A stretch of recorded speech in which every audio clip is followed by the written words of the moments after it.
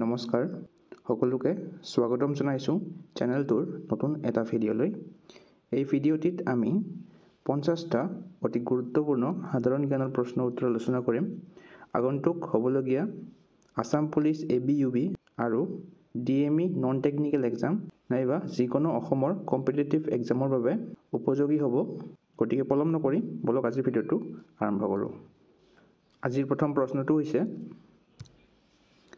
Who was the first Ahom monarch to assume Hindu title Swargonarayan? প্ৰথমজন আহোম সম্ৰাট যিয়ে হিন্দু উপাধি স্বৰ্গনাৰায়ণ গ্ৰহণ কৰিছিল তেওঁৰ নামটো কি আছিল? এই অপশ্যন চাৰিটাৰ ভিতৰত শুদ্ধ উত্তৰটো হ'ব অপশ্যন ডি চুহুংমুং। অৰ্থাৎ চুহুংমুং আছিল প্ৰথমজন আহোম সম্ৰাট যিয়ে স্বৰ্গনাৰায়ণ উপাধিটো গ্ৰহণ কৰিছিল। Question number 2. Which king is also known as Bhagaraja? কোনজন ৰজাক ভগা ৰজা বুলিও কোৱা হয়? অপশ্যন কেইটাৰ ভিতৰত শুদ্ধ উত্তৰটো হ'ব অপশ্যন চি চুৰাম্ভা। অৰ্থাৎ চুৰাম্ভাক ভগা ৰজা বুলিও কোৱা হয়। Question number 3. The first Assamese romantic poem Bon Kuwari was written by whom? প্ৰথম অসমীয়া ৰোমান্টিক কবিতা বন কুঁৱৰী কোনে ৰচনা কৰিছিল? এই অপশ্যন চাৰিটাৰ ভিতৰত শুদ্ধ উত্তৰটো হয় অপশ্যন বি চন্দ্ৰকুমাৰ আগৰৱালা। বন কুঁৱৰী কবিতাটো চন্দ্ৰকুমাৰ আগৰৱালাই ৰচনা কৰিছিল। Who was the first vice chancellor of Guwahati University? Guwahati বিশ্ববিদ্যালয়ৰ প্ৰথমজন উপাচাৰ্য কোন আছিল? এই অপশ্যন কেইটাৰ ভিতৰত শুদ্ধ উত্তৰটো হ'ব অপশ্যন এ কৃষ্ণকান্ত সন্দিকৈ। অৰ্থাৎ গুৱাহাটী বিশ্ববিদ্যালয়ৰ প্ৰথম উপাচাৰ্যজনৰ নাম হৈছে Krishnakanta Sandikoi. Question number 5. Who was the last ruler of Chutia Kingdom? Chutia ৰাজ্যৰ শেষ শাসক কোন আছিল? শুদ্ধ উত্তৰটো হ'ব অপশ্যন বি নিত্যপাল। অৰ্থাৎ চুতীয়া ৰাজ্যৰ শেষ শাসকজনৰ নাম আছিল নিত্যপাল। Question number 6. The Brahmaputra Cracker and Polymer Limited industry is located at where? অৰ্থাৎ ব্ৰহ্মপুত্ৰ ক্ৰেকাৰ আৰু পলিমাৰ লিমিটেড উদ্যোগটো ক'ত অৱস্থিত? শুদ্ধ উত্তৰটো হ'ব অপশ্যন চি লেপেটকাটা। অৰ্থাৎ লেপেটকাটাত এই ব্ৰহ্মপুত্ৰ ক্ৰেকাৰ আৰু পলিমাৰ লিমিটেড উদ্যোগটো আছে। Question number 7. Which city was once the capital of Motok Kingdom? কোনখন চহৰ এসময়ত মটক ৰাজ্যৰ ৰাজধানী আছিল? এই অপশ্যন চাৰিটাৰ ভিতৰত শুদ্ধ উত্তৰটো হ'ব অপশ্যন ডি তিনিচুকীয়া। অৰ্থাৎ তিনিচুকীয়া চহৰখন এসময়ত মটক ৰাজ্যৰ ৰাজধানী আছিল। Question number 8. The first Moamoria uprising started in the reign of whom? প্ৰথম মোৱামৰীয়া বিদ্ৰোহ কাৰ ৰাজত্বকালত আৰম্ভ হৈছিল? অপশ্যন চাৰিটাৰ ভিতৰত শুদ্ধ উত্তৰটো হ'ব অপশ্যন বি লক্ষ্মী সিংহ। অৰ্থাৎ প্ৰথম মোৱামৰীয়া বিদ্ৰোহটো লক্ষ্মী সিংহৰ ৰাজত্বকালত আৰম্ভ হৈছিল। Question number 9. Which dynasty's coin were known as Narayani? অৰ্থাৎ কন্ত বংশৰ মুদ্ৰাক নাৰায়ণী বুলি জনা গৈছিল? অপশ্যন চাৰিটাৰ ভিতৰত শুদ্ধ উত্তৰটো হ'ব অপশ্যন বি কোচ। অৰ্থাৎ কোচ বংশৰ মুদ্ৰাবিলাকক নাৰায়ণী বুলি কোৱা হৈছিল। Question number 10. Which is the largest national park in the Northeast India? উত্তৰ পূৰ্বাঞ্চলৰ আটাইতকৈ ডাঙৰ ৰাষ্ট্ৰীয় উদ্যানখনৰ নাম কি? শুদ্ধ উত্তৰটো হ'ব option D Namdapha national park. অৰ্থাৎ নামদফা ৰাষ্ট্ৰীয় উদ্যানখন হৈছে উত্তৰ পূৰ্বাঞ্চলৰ ভিতৰত আটাইতকৈ ডাঙৰ ৰাষ্ট্ৰীয় উদ্যান। Question number 11. Who was the father of mobile theatre in Assam? অসমৰ ভ্ৰাম্যমাণ থিয়েটাৰৰ জনক কাক কোৱা হয়? শুদ্ধ উত্তৰটো হ'ব অপশ্যন এ অচ্যুত লহকৰ। অৰ্থাৎ অসমৰ ভ্ৰাম্যমাণ থিয়েটাৰৰ জনক অচ্যুত লহকৰক কোৱা হয়। এইটো প্ৰায় এক্সামবোৰত অহা দেখা যায়, বহুত ৰিপিটেড কুৱেশ্যন হয় এইটো। নেক্সট কুৱেশ্যনটো হৈছে what was the first Assamese printed novel অৰ্থাৎ প্ৰথম অসমীয়া ছপা উপন্যাসটো কি আছিল? Question number 13 which planet is called evening star অৰ্থাৎ ইভিনিং ষ্টাৰ বুলি কোনটো গ্ৰহক কোৱা হয় বা সন্ধ্যা তৰা বুলি কোনটো গ্ৰহক কোৱা হয়? শুদ্ধ উত্তৰটো হ'ব অপশ্যন বি ভেনাছ অৰ্থাৎ শুক্ৰ গ্ৰহটোক সন্ধ্যা তৰা বা ইভিনিং ষ্টাৰ বুলি কোৱা হয়।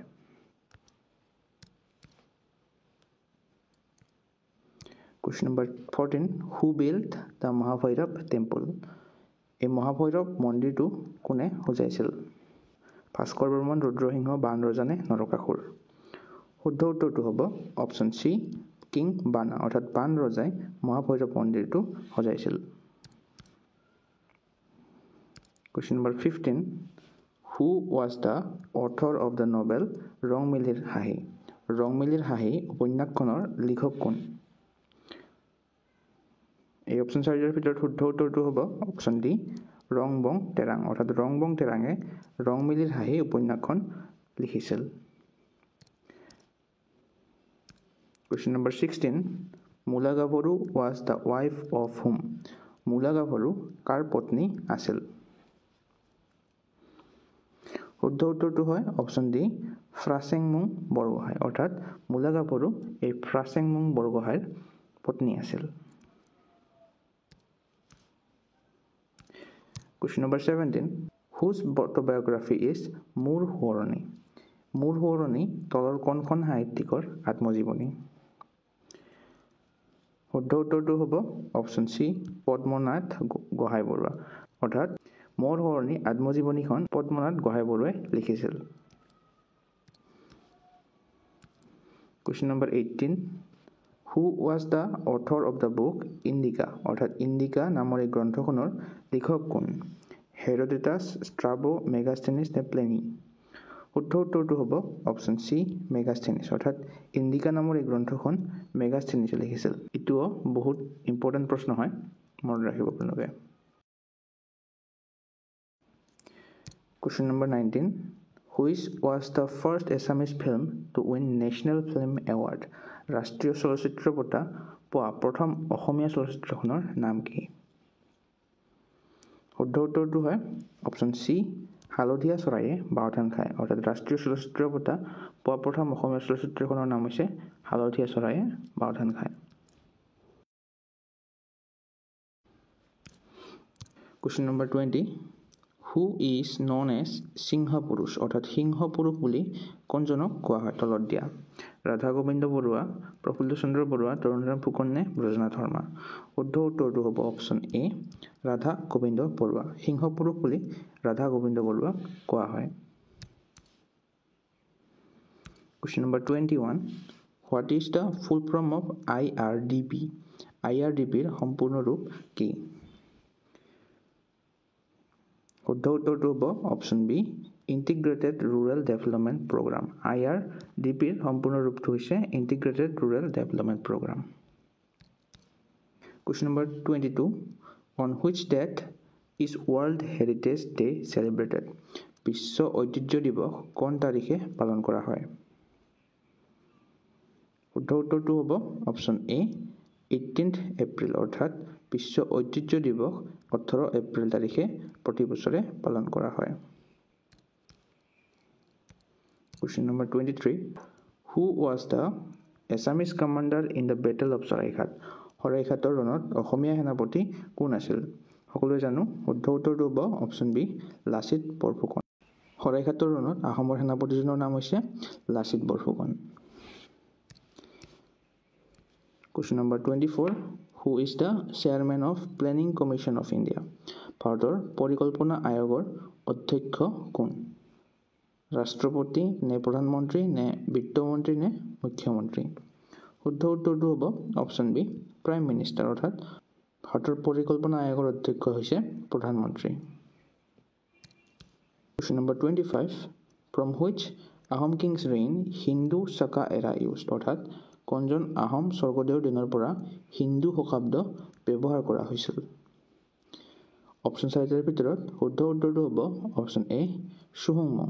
আহোম স্বৰ্গদেউ চুহুংমুঙৰ দিনৰ পৰা হিন্দু শকাব্দ ব্যৱহাৰ কৰা হৈছিল।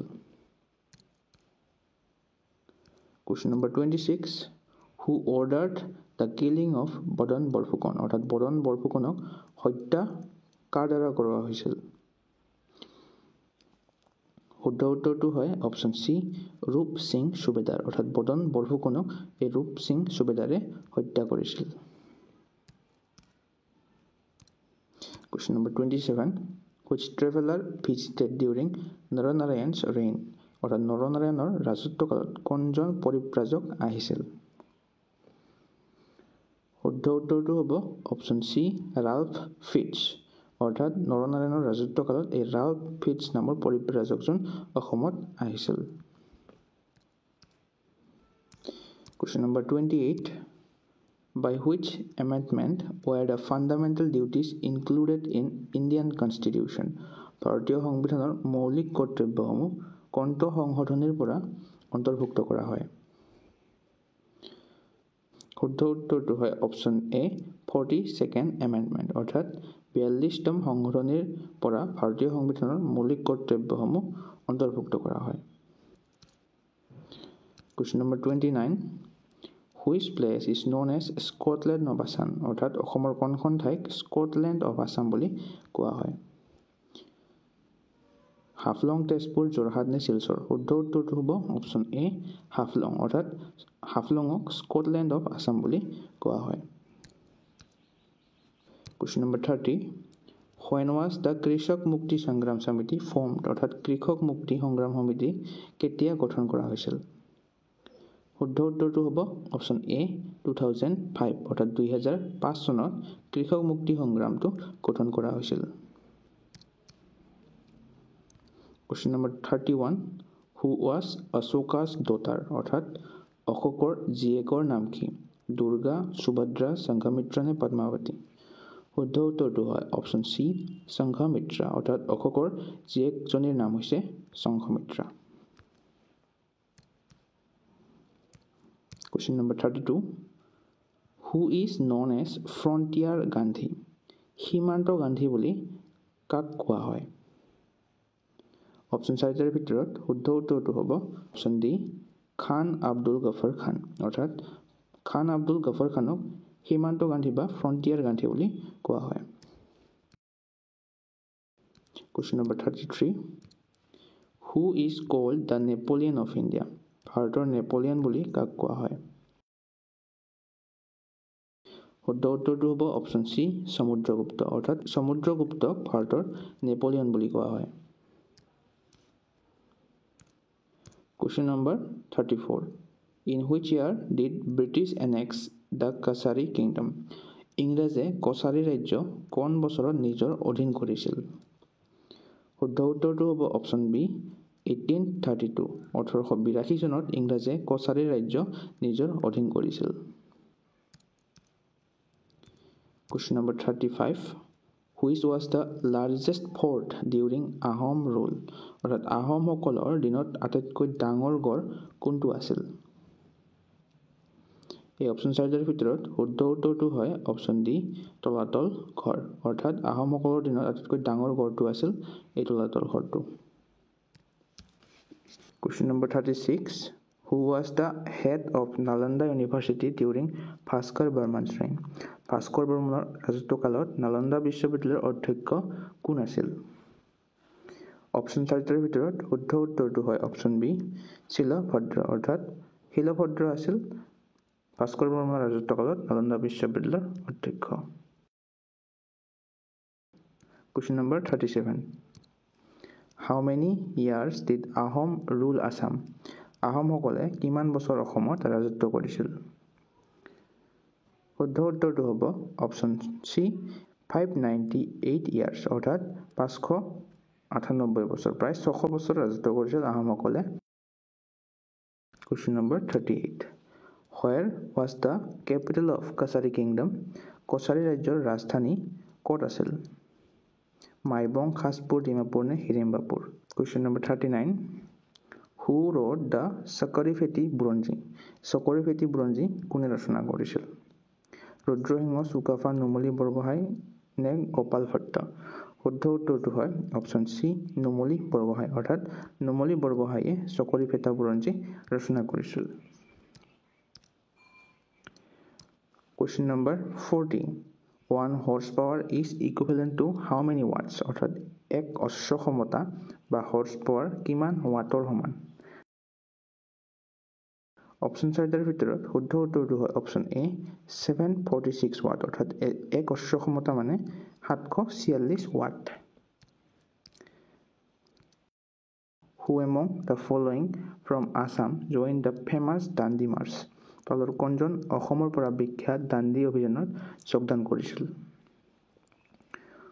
শুদ্ধ উত্তৰটো হ'ব অপশ্যন ডি লীলাধৰ বৰুৱা অৰ্থাৎ লীলাধৰ বৰুৱাই বিখ্যাত দাণ্ডি অভিযানত অসমৰ পৰা যোগদান কৰিছিল। Question number 42. Who was the director of the third Assamese film Monamoti released in 1941? 1941 চনত মুক্তি পোৱা তৃতীয়খন অসমীয়া ছবি মনোমতিৰ পৰিচালক কোন আছিল?